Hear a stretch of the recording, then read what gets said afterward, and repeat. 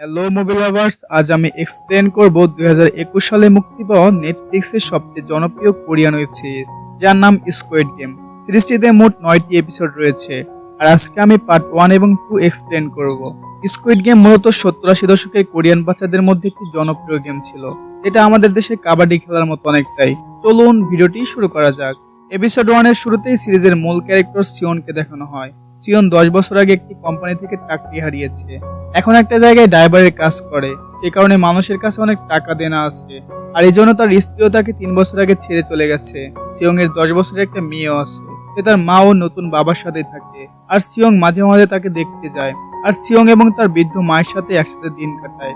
আর সিওং এর মেয়ের আজ জন্মদিন, তাই তার মা তাকে কিছু টাকা দিয়ে বলে, এটা দিয়ে তোমার মেয়েকে আজকে ভালো একটা জায়গায় ডিনারে করিও। কিন্তু সিওং তার মায়ের এটিএম কার্ড চুরি করে, এটিএম কার্ড থেকে সব টাকা তুলে নেয়। সিওং এর প্রচুর পরিমাণে জুয়া খেলার নেশা ছিল, সে সব টাকা দিয়ে ঘোড়ার রেসে বাজিয়ে লাগায় এবং ভাগ্যক্রমে সেখান থেকে 3 লাখ টাকার উপরে জিতে যায়। ক্যাশ কাউন্টার থেকে টাকা নিয়ে সিওং এর মনে আনন্দের বাইরে এসে দৌড়াতে থাকে। হঠাৎ দেখে বেশ কিছু লোক তার দিকে আসছে। মূলত ওই লোকগুলো সিওং এর কাছে অনেক টাকা পায়, যা সে পরিশোধ করতে পারছিল না।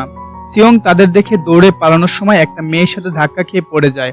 তখন ওই লোকগুলো সিওংকে এসে ধরে ফেলে। সিওং বলে, আজ আমার কাছে অনেক টাকা আছে, এখনই তোমাদের সব টাকা পরিশোধ করে দিব।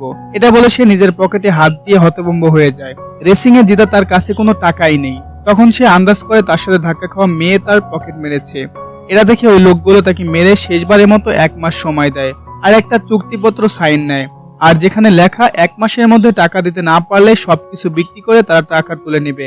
এরপর সে তার মেয়ের জন্মদিন উপলক্ষে একটা রেস্টুরেন্টে ডিনারে নিয়ে যায়। তার মেয়ে অনেক খুশি ছিল। ডিনার শেষে তার মেয়েকে প্রাক্তন স্ত্রীর কাছে দিয়ে যায়। কিন্তু এখান থেকে বাড়ি ফেরার সময় সিওং অল্পের জন্য ট্রেন মিস করে যায়, তাই সে স্টেশনেই বসেছিল। আর তখন একজন সেলসম্যান এসে তাকে একটি বাচ্চাদের সহজ গেমের অফার করে। সিওং এর কাছে টাকা নেই জেনেও লোকটি তাকে বলে সে যদি জিতে সিওংকে প্রতিবার একটা করে চট দিবে, আর যদি সিওং এতে জিতে তাহলে সিওংকে প্রতিবার 10 ইউরো করে দিবে। সিওং এর যেহেতু টাকার খুব প্রয়োজন, তাই সে রাজি হয় এবং খেলতে খেলতে অনেকগুলো টাকাও জিতে যায়। লোকটি তখন সিওংকে একটি কার্ড দিয়ে বলে, গেম খেলে এমন অনেক টাকা জিততে চাইলে কার্ডের নাম্বারে যোগাযোগ করতে। খুশিতে সিওং বাড়ি ফিরে তার মাকে সংসারের জন্য কিছু টাকা দেয়, কিন্তু তার মা জানায় তাকে আরো টাকা ইনকাম করতে হবে, কারণ তার সাবেক স্ত্রী এবং তার স্বামী আগামী মাসে আমেরিকা চলে যাবে। সাথে করে সে সিওং এর মেয়েকেও নিয়ে যাবে। এতে করে সিওং এবং তার মেয়েকে আর কখনোই দেখতে পারবে না। তবে সে আর্থিকভাবে নিজেকে যোগ্য প্রমাণ করতে পারলে সিওং এর স্ত্রী তার মেয়েকে তার কাছে দিয়ে দেবে। এসব শুনে সিওং স্টেশনে পাওয়া কার্ডের নাম্বারে যোগাযোগ করে। কিছুক্ষণ পরে সিওং এর বাড়ির সামনে একটা মাইক্রো আসে। সিওং মাইক্রোতে ওঠার পরে তাকে অজ্ঞান করে একটি সিক্রেট জায়গায় নিয়ে যাওয়া হয়। জ্ঞান ফিরে সিওং দেখে তাকে বিশাল বড় একটা হল রুমে রাখা হয়েছে, যেখানে আরো অনেক মানুষ রয়েছে এবং সবার মতো তাকেও একই ধরনের পোশাক পরানো হয়েছে। মূলত এখানে 456 জন ছিল, তাদের সবাইকে অজ্ঞান করে এখানে আনা হয়, যারা প্রত্যেকেই ধার দেনায় ডুবে গিয়ে টাকার জন্য এই গেমে অংশগ্রহণ করতে এসেছে। যদিও এখন তাদের কি করতে হবে তারা কিছুই বুঝতে পারছে না। তাদের মধ্যে একজন বয়স্ক মানুষও আছে, যার জার্সি নাম্বার 001। সিওং তাকে জিজ্ঞাসা করে, আপনি এই বয়সে কেন এখানে? লোকটি বলে, আমার কোনো পরিবার নেই, আর আমার ব্রেন টিউমার হয়েছে, হয়তো কিছুদিনের মধ্যে আমি মারা যাব। এদিকে জ্যাম নামে একটি মেয়ের সাথে সিপিও নামের একটি লোকের মারামারি হচ্ছিল। তারা একসময় একই সাথে কাজ করত, পরে অবশ্য ঝামেলা হয়েছিল, তাই অনেকদিন পরে দুজনের দেখা হতে রেগে গিয়েছিল। সিওং দেখে এই মেয়ে সেই মেয়েটি যে তার পকেট মেরে দিয়েছিল, তাই সে দৌড়ে গিয়ে মেয়েটির কাছে টাকা দিতে থাকে। এরপর লাল ড্রেস পরা ও কালো মুখোশ পরা অনেকগুলো লোক আসে, তারা এই খেলা পরিচালনার দায়িত্ব আছে। তারা জানায় 6 দিন ধরে মোট 6টি গেম থাকবে, আর যারা 6টি গেম জিতে যাবে তারা অনেক টাকা পাবে। তবে যারা খেলায় অংশগ্রহণ করবে তাদের একটি চুক্তিপত্র সাইন করতে হবে, যেখানে লেখা আছে প্রথমত কোনো প্লেয়ার নিজের খেলা ছেড়ে বের হতে পারবে না, দ্বিতীয়ত যদি কোনো প্লেয়ার খেলতে না চায় তাকে বাদ দিয়ে দেওয়া হবে, আর তৃতীয়ত খেলার বেশিরভাগ প্লেয়ার যা চাইবে সেটাই করা হবে। যাই হোক, সব প্লেয়ারই স্বইচ্ছায় চুক্তিপত্র সাইন করে, আর তাদেরকে সিসি ক্যামেরার মাধ্যমে সারাক্ষণ পর্যবেক্ষণ করা হচ্ছিল। আর যিনি এই গেম তৈরি করেছিলেন এবং এই গেমের লিডার, তিনি একটি আলাদা রুমে বসে সবকিছু দেখছিল। তার নাম ছিল ফুটম্যান। প্রথম গেম শুরুর জন্য সবাইকে একটি বড় মাঠে আনা হয়। মাঠে এসে সিওং তার ছোটবেলার বন্ধু শামুকে দেখতে পায়। সিওং শামুকে দেখে খুব অবাক হয়, কারণ তার বন্ধু ছোটবেলা থেকে অনেক বেশি মেধাবী ছিল, আবার সে আমেরিকার একটি বড় কোম্পানিতে চাকরিও করত। এ বিষয়ে জিজ্ঞেস করলে সে বলে, এই বিষয়ে আমরা পরে কথা বলবো।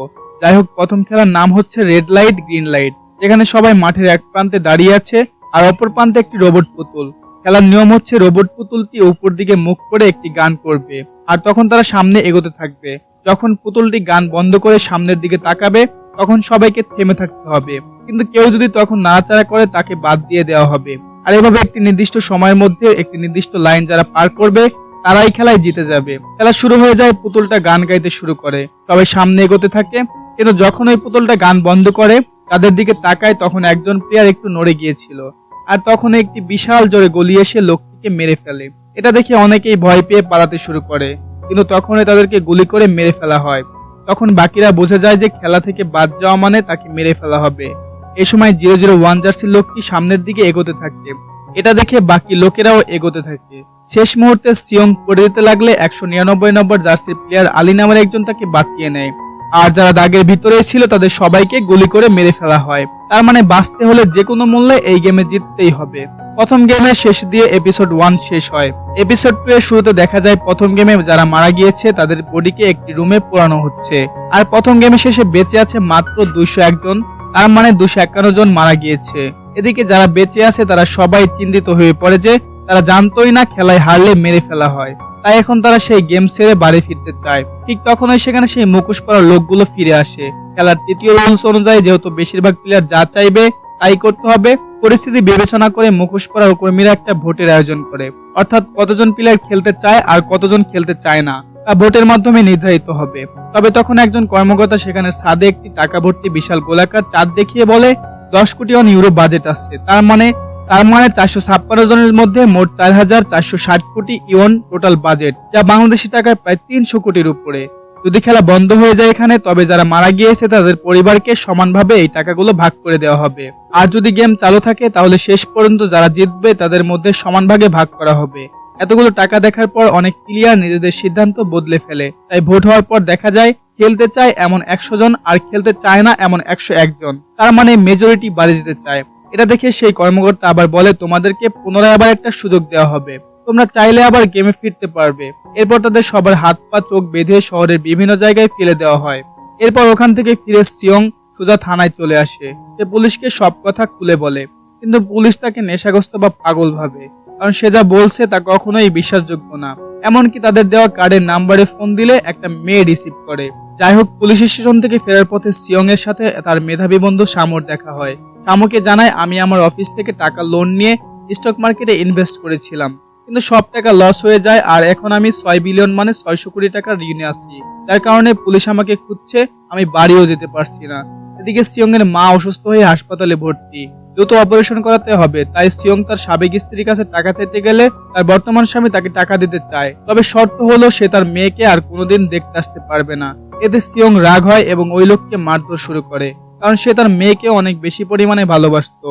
এদিকে সেই পকেট মারা সেই মেয়েটিকে তার ছোট ভাইয়ের সাথে দেখা যায়। তারা দুই ভাই বোন উত্তর কোরিয়া থেকে পালিয়ে দক্ষিণ কোরিয়া এসেছিল, কিন্তু তার মাকে উত্তর কোরিয়া থেকে আনতে অনেক টাকার প্রয়োজন, তাই সেই মেয়েটি তার ভাইকে এতিমখানায় রাখে।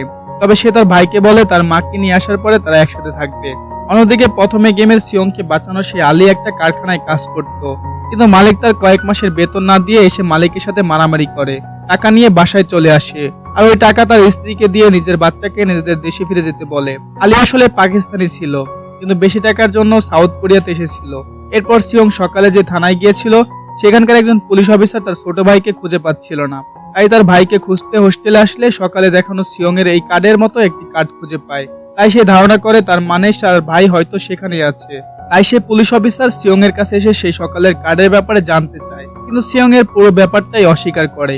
এদিকে সিয়ং অনেক চিন্তিত ছিল, কারণ একদিকে তার মায়ের অপারেশনের টাকা আর অন্যদিকে তার মেয়েকে আমেরিকায় চলে যাবে, তার মতো করে সবারই বিভিন্ন ধরনের টাকার প্রবলেম। এরপরে তারা সবাই একসাথে মিলে সেই কার্ডে দেওয়া নাম্বারে আবার যোগাযোগ করে এবং সবাই সেখানে ফেরার সিদ্ধান্ত নেয়। এরপরে সেই আবার একই ধরনের গাড়ি এসে তাদেরকে অজ্ঞান করে একটি দ্বীপে নিয়ে যায়, আর এখানেই এপিসোড 2 শেষ হয়ে যায়। তো বন্ধুরা, আজকের ভিডিওটি এই পর্যন্তই। পরবর্তী এপিসোডগুলো দেখতে চাইলে অবশ্যই আমাদের চ্যানেলটি সাবস্ক্রাইব করবেন আর কমেন্টে জানাবেন ভিডিওটি কেমন লেগেছে।